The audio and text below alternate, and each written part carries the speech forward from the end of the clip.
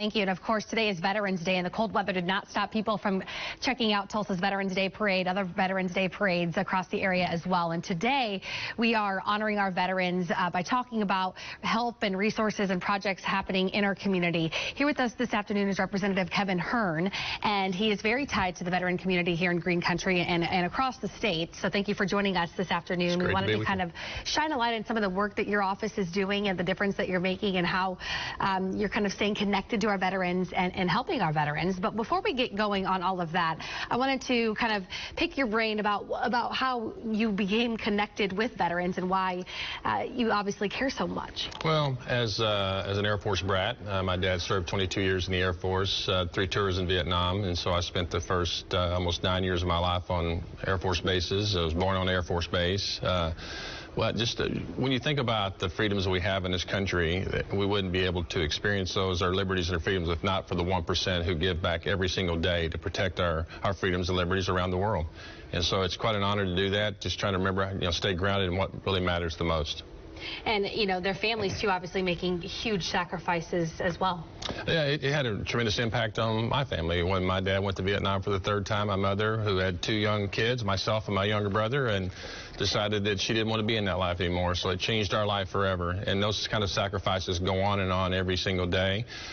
Some, unfortunately, have family members that lose their lives, and those are called Gold Star families. And we're doing a lot in Congress. The thing with our veterans is, of all the things that are very partisan, as we talk about every day in the news, and our veterans are very bipartisan conversation. Because everybody obviously can understand, the everything that they go through. When you're getting shot at, you're not Democrat or Republican. You're trying to protect one another.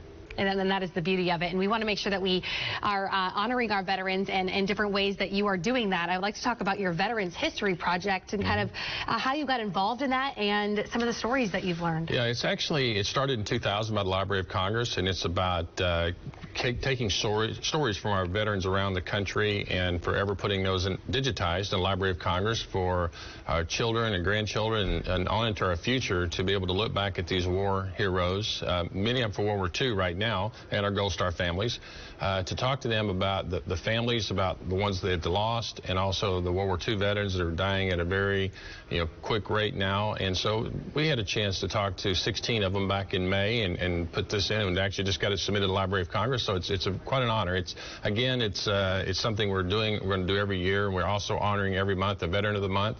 And we have a lot of veterans in Oklahoma, 115,000 here in Northeast Oklahoma, which is one of the highest concentrations in the state. And Representative Hern, we're going to dig into some of these programs a little bit deeper after this commercial break. We'll be right back.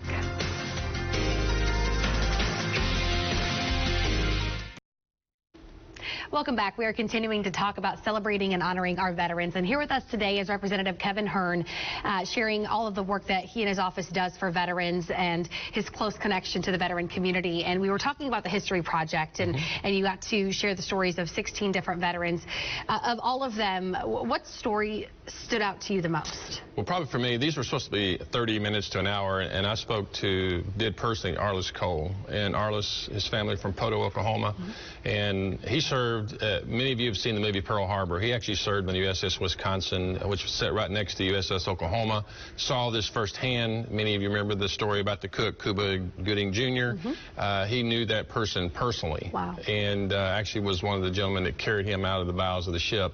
But when you hear somebody that's in their 90s, he's 96, tell the story personally, it was like it happened yesterday. And you just we had people surrounding me interviewing him, and you just wanted to keep asking questions. And, he got tired after about 2 hours of conversation. But it was really very moving to see what 18, 19, 20-year-old kids in those days were doing to protect our country. Makes you really proud. And you obviously are so tied to the community and hoping to make a big difference for all of the men and women who sacrifice so much to keep us safe here in Oklahoma. Let's talk about some of the issues that our veterans are facing here in Green Country when it comes to the VA and some things that you're doing to help. Yeah, so we've had now a war in Afghanistan and the Middle East going on for 18, 19 years. And We have a lot of people coming home that have lost limbs, that are suffering PTSD. We have one of the big 7 regional VA hospitals in Muskogee. We need a lot of care for these folks, and so we're working hard to eliminate barriers. We have the new clinic going up down by Southcrest, the old Southcrest Hospital, to kind of consolidate all of the services so people can have it be better use of their time.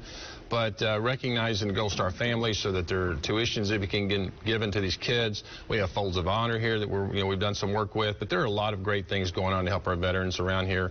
You saw this morning what the VFW has done, and Josh Starks there with the parade, and just so much is being done. We can always do a lot more, though. What is the biggest issue, the biggest challenge you feel that they face here in our state? Oh, just, I think at the end of the day, it's about recognition. We get bogged down in a lot of things that really don't matter when you consider what they have to go through every single day just to get service and support for the time that they put in, whether it was 1 tour or 7 tours to protect and keep the bad guys over there. And, we're going to do everything we can. At the end of the day, you really want to work on the things that matter to help the 1% who are actually there and the other 8, 9, 10% that support them. So that's what our key thing is, along with many other things going, but that's really a primary focus for us. All right, Representative Hern, thank you for joining us to share all of this information and the work that you guys are doing. It's amazing, and I know it makes a big difference as well. Thank you. All right, thank you. Brian? All right, Ash, thanks. We'll